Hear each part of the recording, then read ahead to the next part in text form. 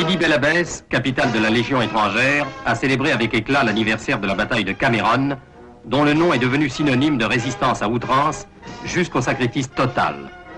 Le ministre résident Robert Lacoste a tenu à venir présider cette cérémonie qui, chaque année, à travers le monde, dans tous les corps ou détachements de Légion, dans toutes les amicales d'anciens légionnaires, est marquée par le récit de l'exploit des 62 hommes du capitaine d'Anjou, résistant jusqu'à la mort à 2000 Mexicains pour rester fidèles à la parole donnée.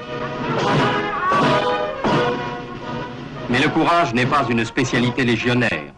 La présence de combattants musulmans à cette cérémonie était elle aussi une manifestation de fidélité qui avait son prix.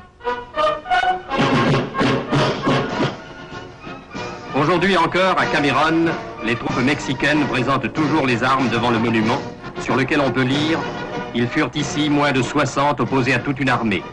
La masse les écrasa. La vie, plutôt que le courage, abandonna ses soldats français. » En Algérie et depuis 125 ans sur tous les champs de bataille où ont été engagées les couleurs françaises, la Légion étrangère est présente. Cette année encore, à Sidi Bel Abbès, qui est son berceau, la Légion a fêté l'anniversaire de Cameron, son plus glorieux fait d'armes. La main artificielle du capitaine d'Anjou, qui commandait à Cameron, est vénérée par les légionnaires comme une relique. Cet officier, avant d'être tué le 30 avril 1863, avait fait jurer à ses hommes de se défendre jusqu'à la mort. Le serment fut tenu. À 1 contre 40, les hommes de d'Anjou résistèrent aux troupes mexicaines.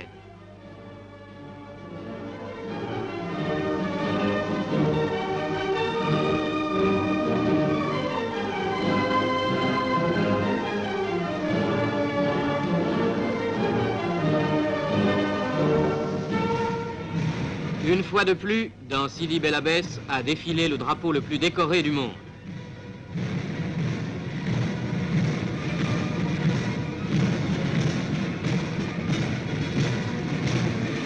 Gravé sur un monument élevé à l'endroit même de la bataille, le sacrifice de Cameron est ainsi résumé. Ils furent ici moins de 60 opposés à toute une armée. Sa masse les écrasa, la vie plutôt que le courage abandonna ses soldats français.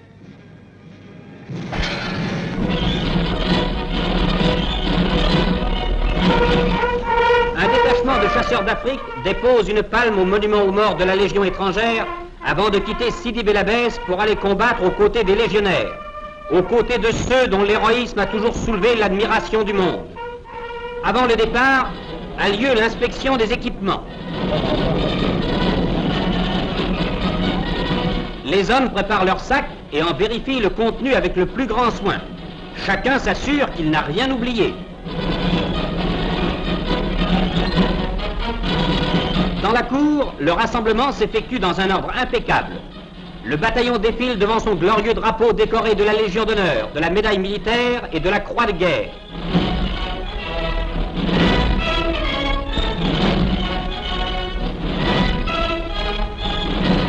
Puis la Légion traverse la ville pour se rendre à la gare.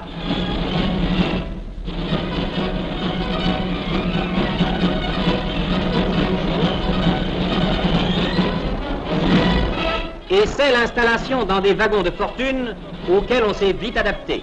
Ici, l'émotion n'a pas cours, mais des cœurs battent plus vite pour les derniers adieux.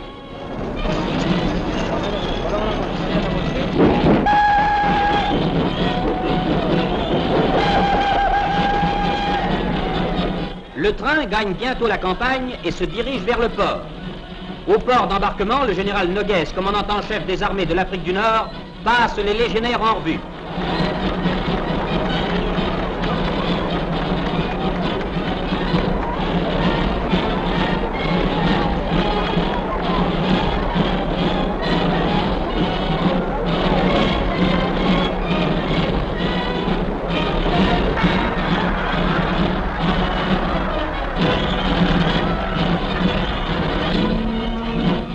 Les légionnaires montent à bord d'un croiseur. Ils vont apporter à leurs frères d'armes le concours de ces vertus militaires qui ont fait à travers le monde la légende de la Légion.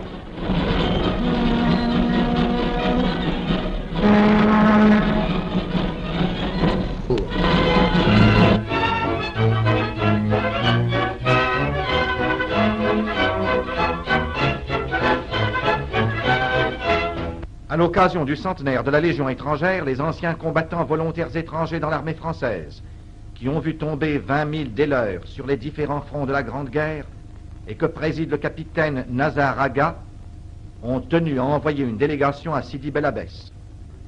Ils ont voulu être représentés autour du drapeau auquel leur héroïsme valut la croix de guerre ornée de 10 palmes, la médaille militaire et la Légion d'honneur.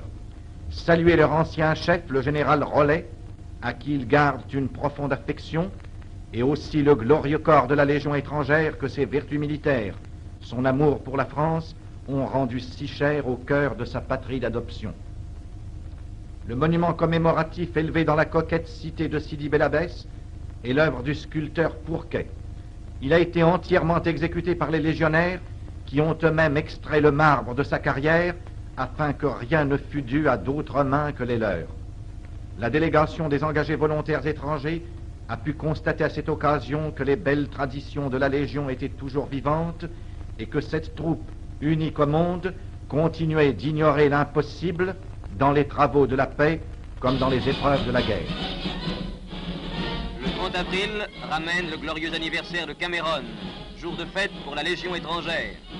Précédé de ses sapeurs au tablier de cuir, la légendaire phalange au képi blanc défile à Sidi Bel Abbès devant sa caserne.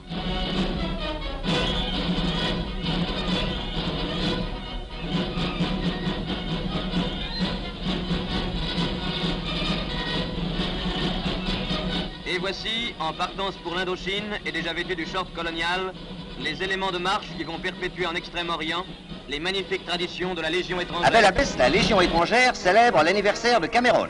En 1863 au Mexique, 62 légionnaires, commandés par le capitaine d'Anjou, dont la main de bois est pieusement conservée, étaient encerclés par 2000 ennemis dans la ferme de Cameron.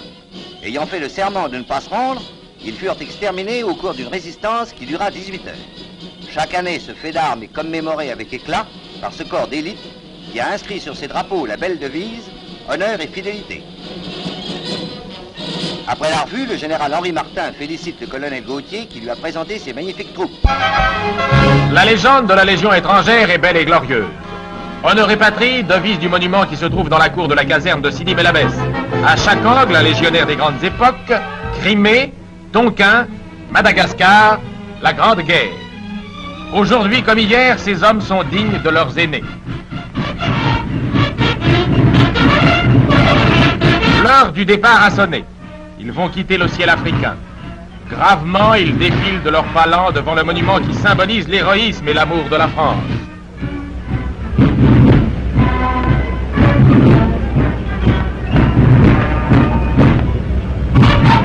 Que sont ces légionnaires?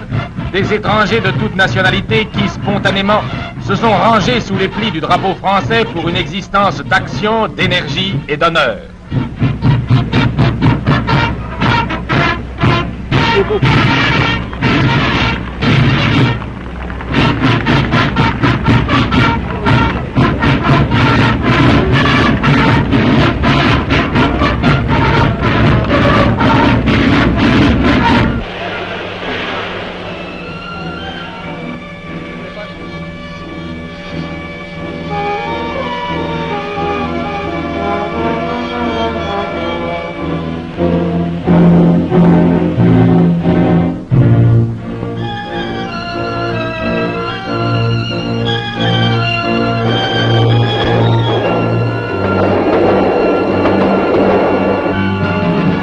Au port d'embarquement, impassibles devant la foule qui les salue, les légionnaires défilent devant le général Noguès, chef suprême des armées de l'Afrique du Nord.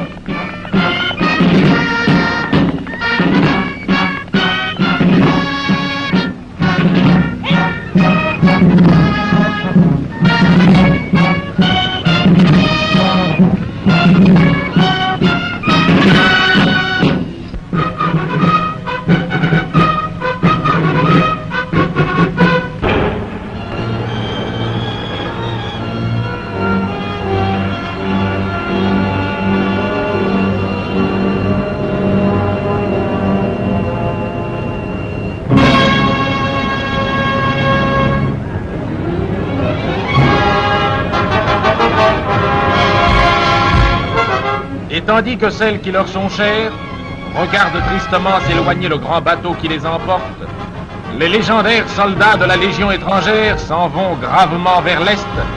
De 1914 à 1918, leurs aînés se sont couverts d'une gloire impérissable pour la défense de la terre de France.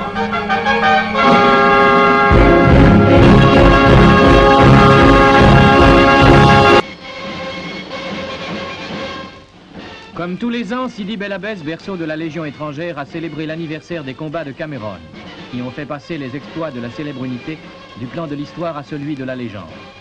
Depuis 94 ans, le jour anniversaire de cette bataille, la main artificielle du capitaine d'Anjou qui commandait dans ce combat est amenée sur le front des troupes pour rappeler le serment légionnaire de se défendre jusqu'à la mort. En présence du ministre résident en Algérie, le plus décoré des drapeaux français a reçu l'hommage officiel avant de défiler sous les acclamations dans les rues de la ville.